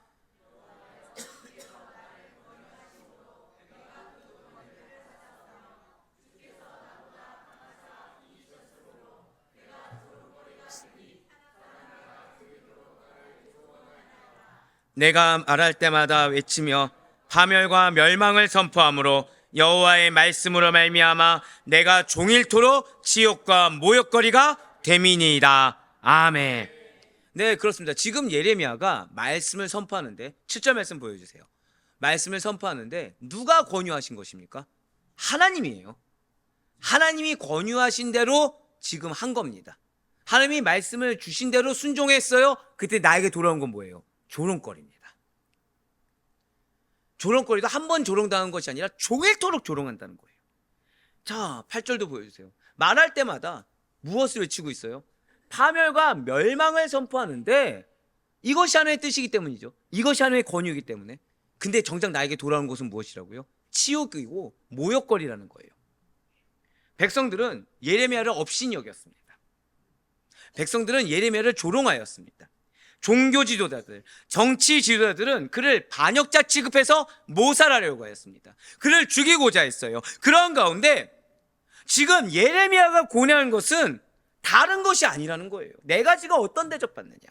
억울하겠죠. 내가 누릴 권리조차 누리지 못합니다. 내가 포기한 것도 하나 포기한 것이 아니라 다른 사람들이 일반적으로 누릴 만한 3가지 영역을 다 내려놨어요. 그러니까 내가 가지고 누리는 것이 아무것도 없어요.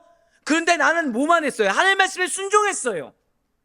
나를 내어 드렸어요. 근데 돌아오는 것은 무엇이라고요? 조롱거리, 수욕거리입니다. 치욕이에요. 모멸이에요. 스스로의 삶에 희망이 없어요. 근데 예레미야는 내가 언제까지 이 사역을 감당해야 되지? 내가 언제까지 이렇게 헌신해야 되지? 내가 언제까지 이렇게 피해를 봐야 되지? 내가 언제까지 이렇게 조롱을 당해야 되지? 이런 걸로 고뇌한 것이 아니라는 거예요. 지금 예레미야가 고뇌한 것은 내가 모욕거리가 된 것에 대한 슬픔이 아니라 하나님이 나로 인해서 전하고자 하시는 그 말씀, 하나님의 말씀이 지금 백성들에게 먹히지 않는다는 거, 하나님의 말씀이 백성들에게 들어가지 않는다는 거, 하나님의 말씀이 백성들에게 조롱거리가 되고 있다는 사실이 너무 괴롭다는 거예요. 쉽게 말씀드릴까요? 성도님들이 말씀을 먹어야 되는데 말씀을 안 먹는 거예요. 성도님들이 말씀을 먹고 빨리 분별을 해야 되는데 뭐만 관심 있는 거예요? 이 말씀을 튕겨내는 것만 관심 있는 거예요. 지금 예레미야는 그것이 슬픈 겁니다. 지금 예레미야는 이들을 살릴 것은 오직 단 하나, 말씀에는 없는데, 지금 이들을 살릴 것은 오직 단 하나, 말씀대로 순종하며 행하는 거에는 답이 없는데, 기가 막힐 정도로 그 말씀에서 튕겨나가는 모습, 기가 막힐 정도로 튕겨나가는 정도가 아니라 그 말씀을 멸시하고 조롱하고 결국 누구를 대적하는 겁니까? 하나님을 대적하는 그 행위가 마음이 너무 아픈 거예요. 그것이 고뇌되는 것입니다. 자기는 좀 더 희생해도 좋아요. 자기는 좀 더 피해를 봐도 좋아요. 왜죠? 그렇다도 말씀을 선포할 수 있으면 되거든요. 근데 중요한 건 때가 다가오고 있다는 거예요.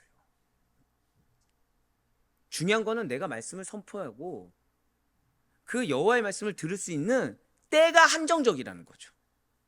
그때는 다가오고 있습니다. 근데 남유다 백성들은 때를 분별하지 못한 채 계속 뭐만 하고 있어요? 말씀을 거부만 하고 있더라는 거예요. 때를 분별하지 못한 채 말씀을 전하는 자신을 조롱하고, 결국 자신을 조롱하는 것이 하나님을 조롱한다는 걸 모른 채 돌이키지조차 않고 있다는 거죠. 그게 마음이 아픈 겁니다. 그게 마음이 괴로운 거예요. 진실로 예레미야는 자신을 통해 선포되는 이 하나님의 징계와 심판을 백성들이 하찮게 여김으로 말미암아, 좋다 고백하실까요? 회개의 기회, 회개의 기회를 상실하고 멸망의 길로 가는 것을 안타까워하고 있습니다. 그런데 지금 예레미야는요, 백성들에게 수모를 당하는 것보다 지금 더 괴로운 일이 있다라고 고백하고 있다는 거예요. 무엇입니까? 수모 당하는 것보다 사명을 불이행하는 것, 사명을 이행하지 못하는 것을 더 두려워하더라는 거예요. 바로 예레미야 20장 9절의 말씀입니다. 내가 다시는 여호와를 선포하지 아니하며 그의 이름으로 말하지 아니하리라 하면 나의 마음이 불붙는 것 같아서 골수에 사무치니 답답하여 견딜 수 없나이다. 아멘. 지금 무엇이죠? 심판의 메시지를 더 이상 전할 수가 없는 겁니다. 하나님의 심판과 멸망의 메시지, 지금 하나님께서 전하려고 한 메시지를 더 이상 전하지 않겠다, 더 이상 전하지 못하겠다라고 결심하고 침묵을 해보았어요. 그랬더니 백성들에게 모욕당하는 거, 백성들에게 조롱당하는 것보다 더 고통스럽고 더 괴롭다라는 거예요. 그러니까 사명을 수행하다가 고난을 당하는 일보다 사명 수행을 기피하는 것이 더 큰 고통거리라는 고백이 된다는 것이죠. 그렇습니다. 참된 하나님의 사명자는 다른 것을 괴로워하지 않아요. 내가 지금 얼마나 많은 공격을 받고 있냐, 내가 지금 얼마나 위기 상황에 있냐, 내가 지금 얼마나 이 해결되지 않는 상황의 문제 가운데 지금 시시각각으로 다가오는 압박감 가운데 있냐, 이것이 지금 중요한 것이 아니라는 거예요. 하나님께서 주신 사명을 내가 수행하지 못하게 되는 일을 가장 두려워하고 가장 괴로워한다는 것이죠. 누구 중심인 것입니까? 환경 중심이 아니에요. 사람 중심이 아니에요. 하나님 중심인 것입니다. 하나님이 나에게 주신 사명을 온전히 다해야 된다는 거예요. 하나님께서 나에게 주신 그 사명을 행하는 것이 우선인 것이고, 여기에 소망이 있는 것이지, 잠시 잠깐 내가 피한다, 잠시 잠깐 내가 멈춘다, 여기에 소망이 회복되는 것이 아니라는 것입니다. 사랑하는 성도 여러분들, 여러분들에게 사명이 있습니다. 근데 그 사명은 각자마다 다릅니다. 근데 이 사명 앞에 사단은 당연히 압박감을 느끼게 할 것입니다. 이 사명을 감당 못할 만한 여러 가지 공격에 대해서 더 기민하게 반응하게 할 것입니다. 그러나 그보다 더 중요한 것이 있어요. 우리의 인생 가운데 내가 지금 느끼는 것보다 하나님의 마음을 먼저 느끼시길 바라요. 여러분들이 아니면 안 된다고 말씀하신 그 하나님께서 여러분들의 사명을 통해 이루고자 하시는 그 하나님의 뜻하심을 먼저 발견하시길 바랍니다. 그 뜻하심 가운데 내가 원래 그런 사람이 아닌데 더 주변을 기민하게 받아들이고 더 사람의 음성이 잘 들린다고 한다면 그것을 과감히 내려놓고 내가 당하는 것은 이상하게 여기지 않을 수 있는 우리가 되길 바라요. 우리는 때때로 사명을 감당하는데 상처를 받고 나면 스탑을 합니다. 사람으로 인해 상처를 받으면 그 사람과의 관계에서 스탑을 하고요, 물질로 인해 막히면 그 물질에 대해서 잠깐 스탑을 합니다. 그래서 내가 더 이상 상처받지 않으려고 해요. 제가 방금 뭐라 말씀드렸죠? 내가 상처받지 않으려고 한다는 거예요. 근데 내가 상처를 받는다고 해봤자 예수님의 상처에 비하면, 예수님께서 당하신 피와 눈물과 고난에 당하면 비할 수가 있겠습니까? 우리는 빚진 자입니다. 우린 이미 십자가 보혈의 빚진 자들이에요. 예수님께서는 이 모든 사역을 홀로 감당하셨습니다. 근데 하나님께서는 우리에게 홀로 감당하라고 말씀하신 적이 없어요. 하나님이 함께 하십니다. 동역자들을 붙여주셨습니다. 말씀을 주셨습니다. 여기에 소망이 있고 희망이 있다는 사실을 잊지 마시길 바라요. 바울 사도 역시도 다른 걸로 괴로워하지 않았어요. 바울 사도 역시도 만일 복음을 전하지 아니하면 내게 화가 있을 것이라고 고백하지 않습니까? 고린도전서 9장 16절의 말씀이에요. 내가 복음을 전할지라도 자랑할 것이 없음은 내가 부득불 할림이라. 만일 복음을 전하지 아니하면 내게 화가 있을 것이로다. 아멘. 지금 붉은색으로 보시면 만일 복음을 전하지 않으면 내게 화가 있을 것이로다. 과연 이것이 무슨 말씀입니까? 진리를 전하다가 사람들에게 고난을 당하는 일보다 진리를 전하지 않는 벌로 하나님께 심판당하는 것이 더 무서운 벌이라는 거예요. 진리를 전하지 않는 벌, 사명을 다하지 않는 벌로 하나님께 외면당하는 거, 그래서 무엇이 문제인지 모르는 상태에서 계속해서 점점 사명에서 멀어지는 거, 이것이 더 무서운 일이라는 것이죠. 그렇습니다. 분명 예레미야는 깊은 고뇌가 있었어요. 두려움이 있었습니다. 그래서 잠깐 자신의 입술까지 닫고자 결단했습니다. 오히려 그렇게 됐더니 어떻게 되었습니까? 더 고통스럽고 더 괴로운 것을 경험했어요. 내가 모른 척 하려고 했어요. 내가 아닌 척 하려고 그랬어요. 내가 타협을 하려고 했어요. 그랬더니 그것이 더 고통스럽다는 것을 깨달았습니다. 더 괴롭다는 것을 깨달았어요. 나를 위해 나를 보호하는 행위를 해봤자 이것이 궁극적인 해결이 안 됨을 깨달았습니다. 그래서 예레미야는 그 깊은 고뇌와 두려움 중에서도 더 이상은 흔들리지 않았다는 거예요. 하나님께서 나의 사명을 이루어 주실 것이다. 그걸 확신했어요. 여러분들이 지금 고난의 상황은 하나님의 사명을 이루는 과정인 줄 믿으시길 바랍니다. 우리에게 필요한 건 딱 하나라는 거예요. 타협하지 않으면 돼요. 표대만을 바라보고 나아가시면 되는 것입니다. 그 중간에 내가 가시덤불을 가냐 돌뿌리를 넘냐 이건 중요한 것이 아닙니다. 끝까지 완주하는 것이 중요하다는 거예요. 끝까지 완주하는 데 있어서 내가 남의 등에 엎어가는 것이 아니라 하나님께서 나에게 주신 그 위치와 사명에 맞게 나아가는 것이 가장 중요한 것입니다. 왜요? 그것이 오늘 우리가 찬양 드렸던 대로 이미 내 영혼이 확정된 상태에서 부르심을 받았기 때문이에요. 가장 기본적으로 성도로서 부르심을 받았고요. 가장 기본적으로 그 성도에 합당하게 예수 그리스도의 향기를 드러낼 자들, 구원의 복음을 선포할 자들로 우린 부르심을 받았다는 거예요. 그런데 비단 여기서 끝나지 않는다는 것이죠.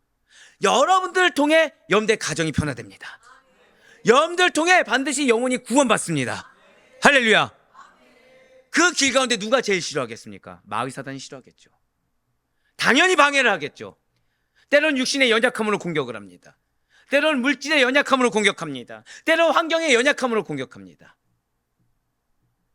이번 주간 이 말씀을 전하는 준비하는 데 있어서 허다한 공격을 받았어요.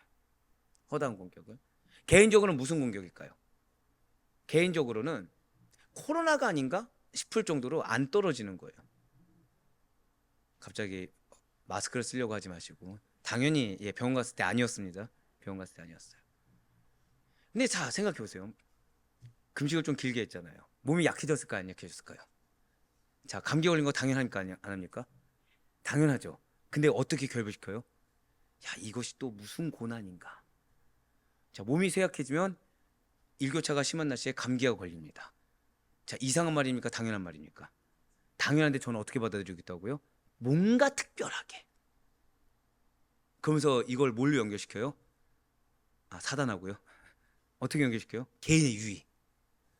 좀 더 자자. 좀 더 쉬자. 네, 좀 더 편해지자. 예. 하지 말아야 될 얘기라고 하셨습니다. 예. 대화의 가치도 없는 얘기. 맞습니다. 예, 맞아요.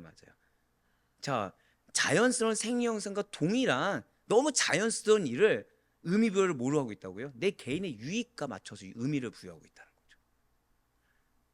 하지만 아니라는 거예요. 우리에게는 다른 것이 필요한 것이 아닙니다. 확신이 필요해요. 그 확신의 길을 걸어가는 데 있어서 나에게 주어진 모든 상황들에 그 이면에 계시는 하나님을 볼 수 있어야 됩니다. 그리고 하나님께서는 이 모든 상황 가운데 우리를 무엇을 보길 원하신다고 말씀하셨습니까? 우리가 새벽 기도 때 뭘 보길 원하신다고 했죠? 절대 고백하실게요. 하나님을 경외하라. 그걸 보길 원하신다는 거예요.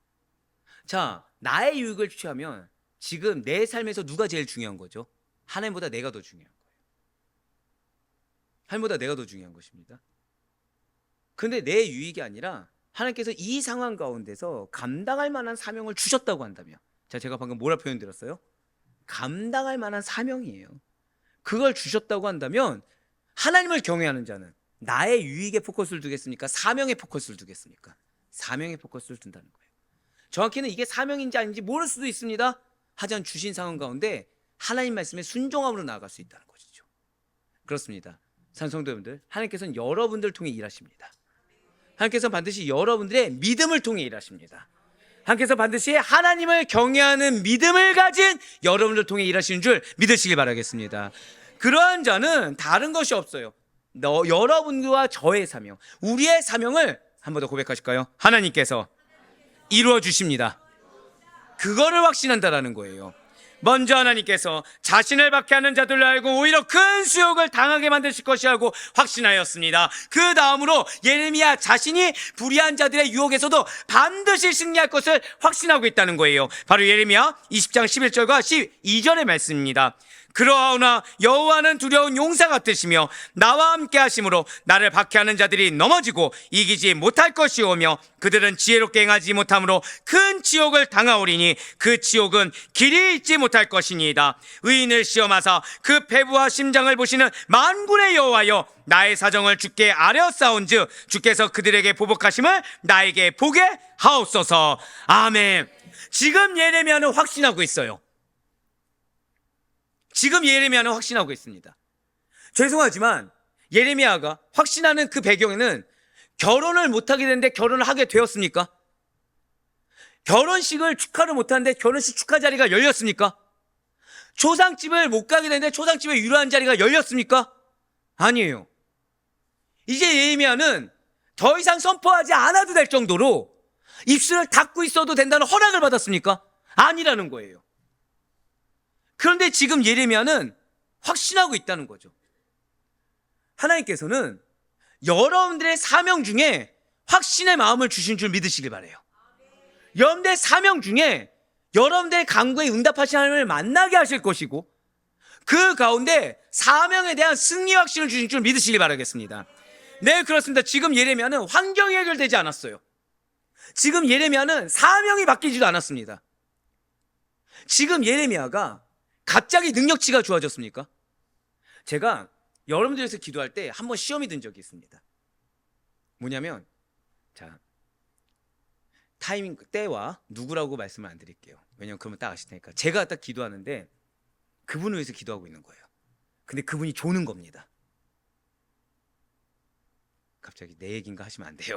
제가 그래서 일부러 누구라고 얘기 안 했습니다. 지금 갑자기 여러분들 동공이 흔들리기 시작하시는데 왜 그런 경우 있을 수 있잖아요. 왜 여러분들 가정 예배 드릴 때 내가 남편을 남편이라 해버렸네. 내 남편을 위해서 기도합니다. 내 남편이 자는 거 보신 적 있습니까? 없습니까? 이야, 할렐루야. 자, 그럼 시험이 드십니까? 안 드십니까? 저보다 더 큰 믿음. 저보다 더 큰 믿음. 갑자기 마음이 어려워지는 거예요. 저는 기도하는데 당사자가 지금 기도를 하고 있는 거예요? 자고 있는 거예요? 졸고 있는 겁니다. 자, 근데 중요한 거는 그분이 지금 중요한 기도 제목이 있을까요? 없을까요? 기가 막힐 정도로 있는 거죠. 다급한 기도 제목이. 그럼 같이 기도해야 됩니까? 저 혼자 기도해야 됩니까? 근데 그분은 뭐 하고 있다고요? 졸고 있어요.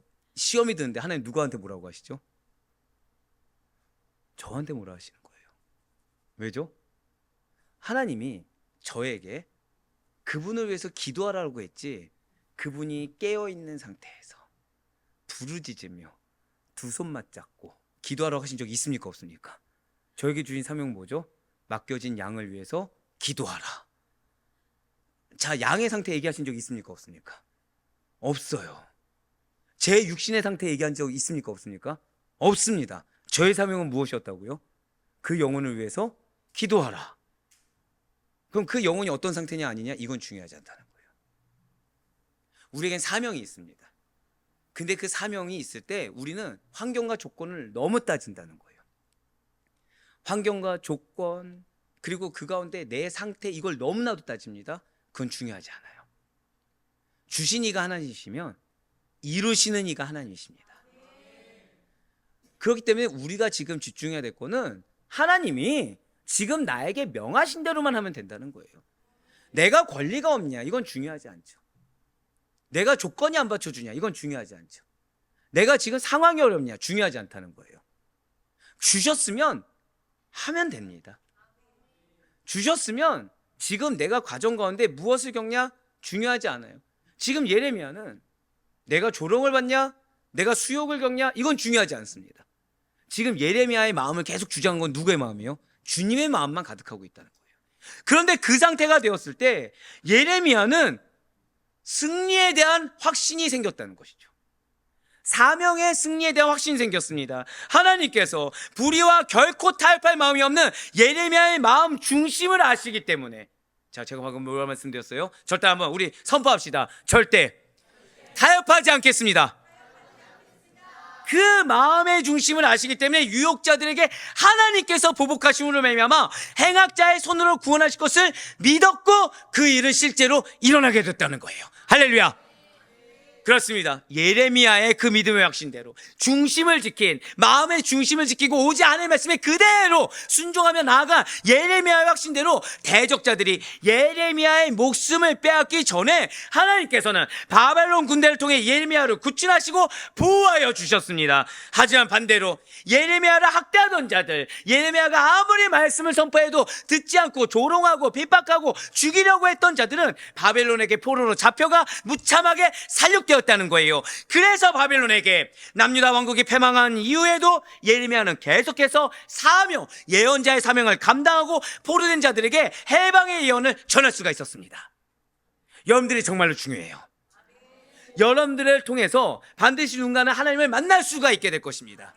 근데 그 하나님을 만나는 과정에 있어서 여러분들이 힘들 수 있어요. 여러분들이 괴로울 수 있습니다. 그리고 여러분들을 통해서 그 영혼이 더 힘들어질 수도 있어요. 하지만 반드시 믿으셔야 돼요.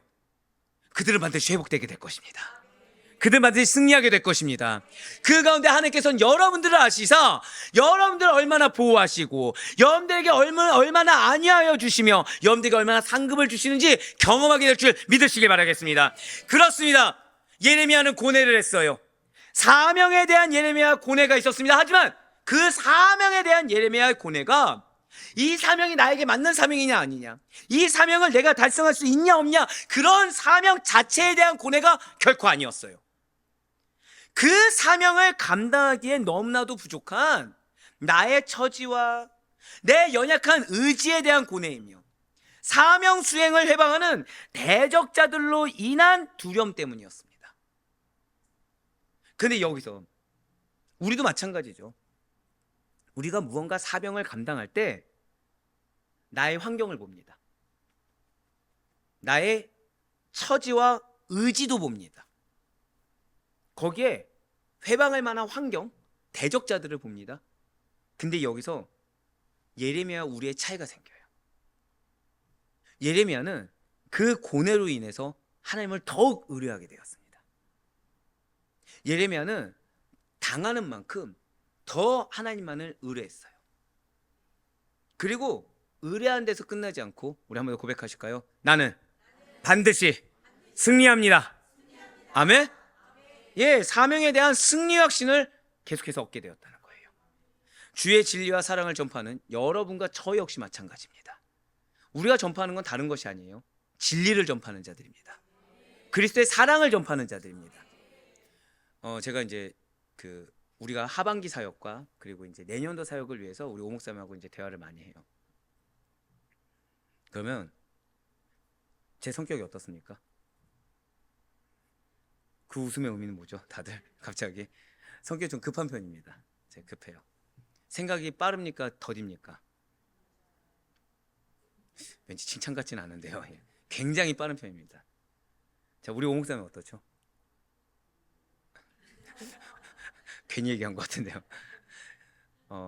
오 목사님의 장점이 있어요. 뭐냐면 이거를 잘합니다. 예? 이게 기도인가요? 예, 기도를 이렇게 할 수 있나요?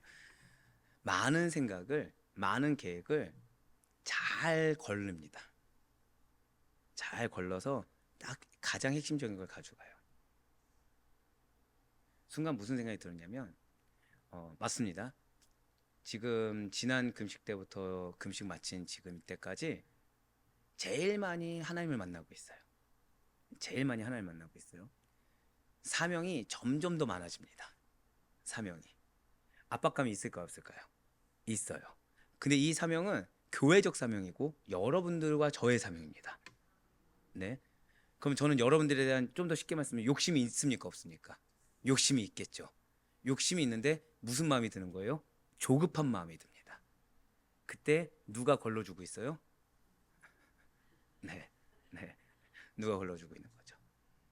누가 걸러주고 있는 거죠? 감사하게도 이제 많은 기자분들이 관심을 가져주고 계시고 많은 언론의 요청이 있습니다. 자, 그러면 그게 중요합니까? 지금 여러분들의 성장이 중요합니까? 둘 다 중요합니까? 아니에요. 많은 말씀드렸다시피 감사하게 북세미나 얘기도 있고 부흥회 얘기도 있습니다. 근데 저는 부흥회가 보통 언제 하죠? 10월이요. 질문이 잘못됐네요. 무슨 요일에 합니까? 보통 부흥회 금요일 날 하죠. 근데 우리 아델포의 아이덴티티 중에 하나가 무엇이죠?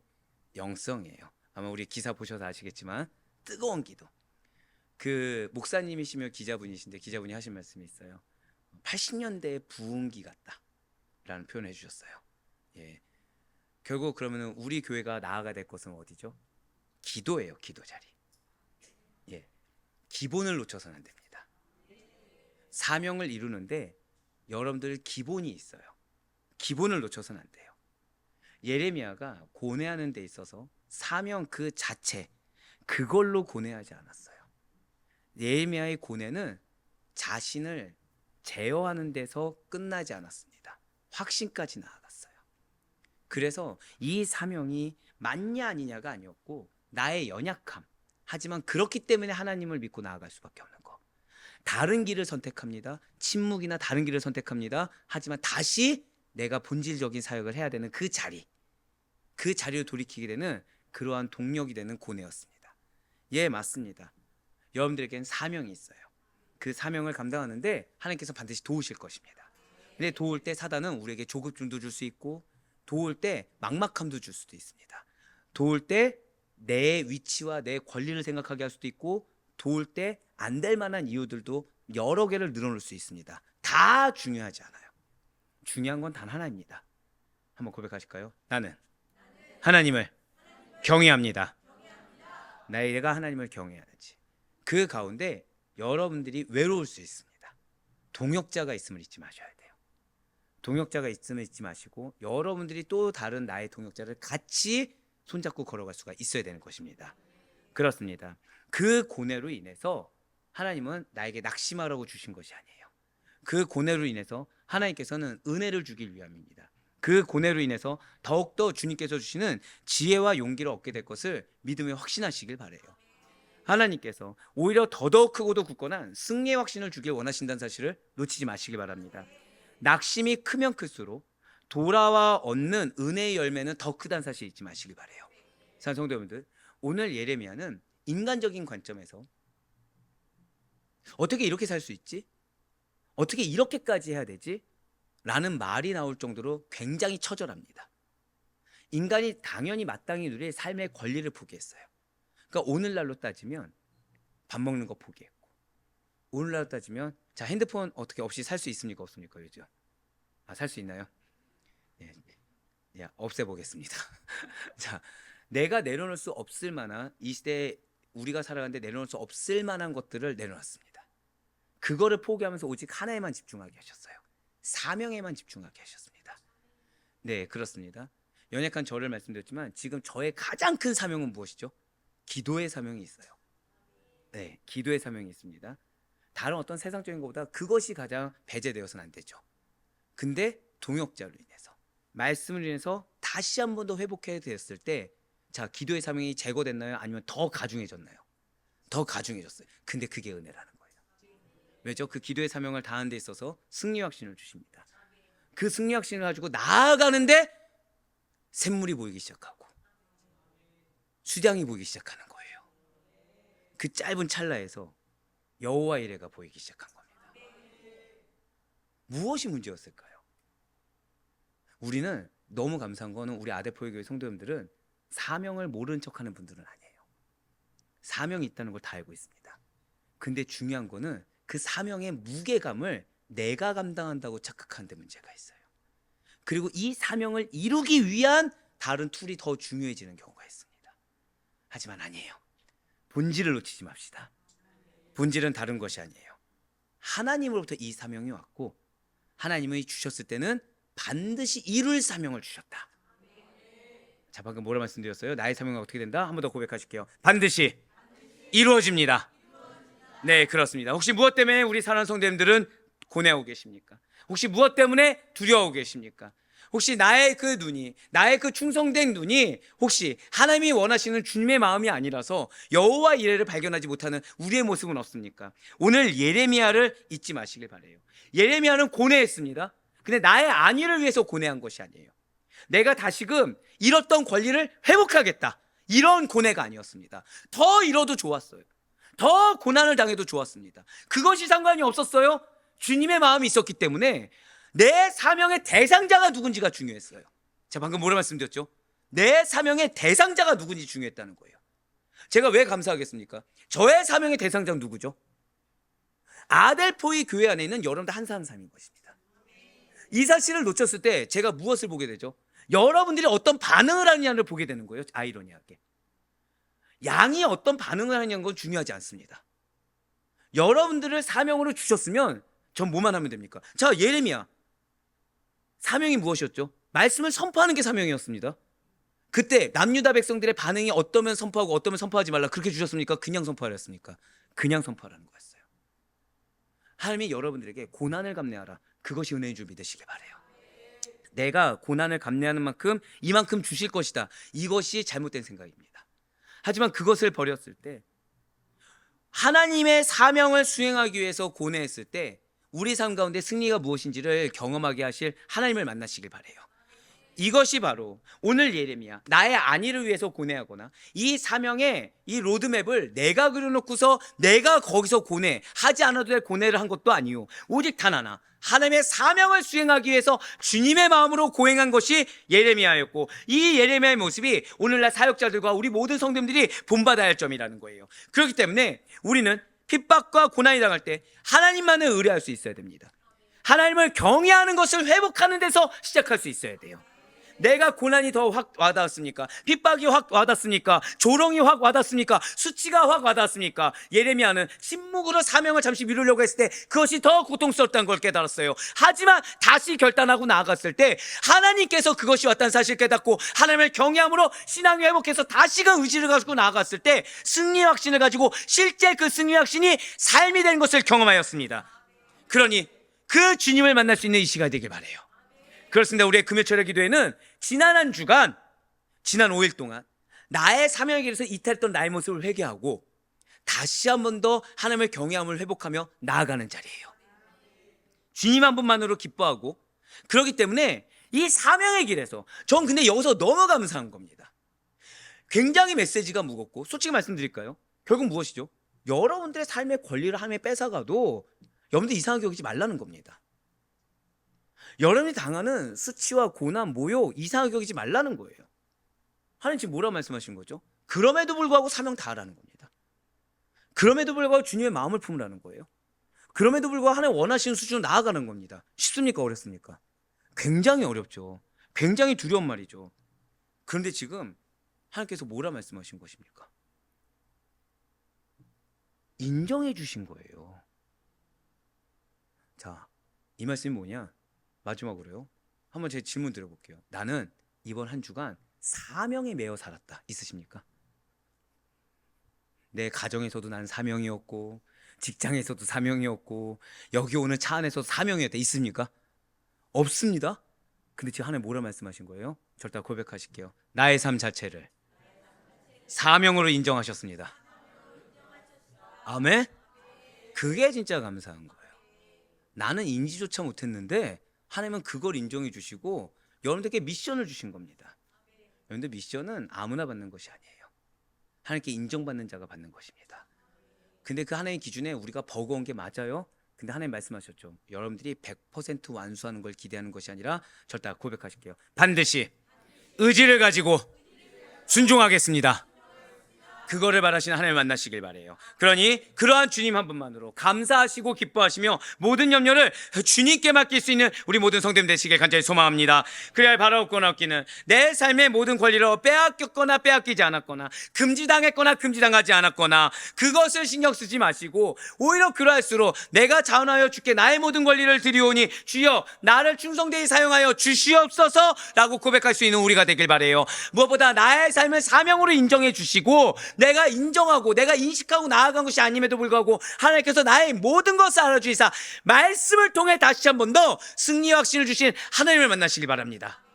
그래야 바라옵거나 없기는 그 하나님을 만남으로 말미암아 오늘 이 기도의 시간을 통해서 반드시 여러분들에게 말씀하신 하나님, 반드시 여러분들의 사명을 통해 당신의 나라를 이루기 원하시는 하나님의 뜻을 경험하시기를 주님의 이름으로 간절히 축원합니다.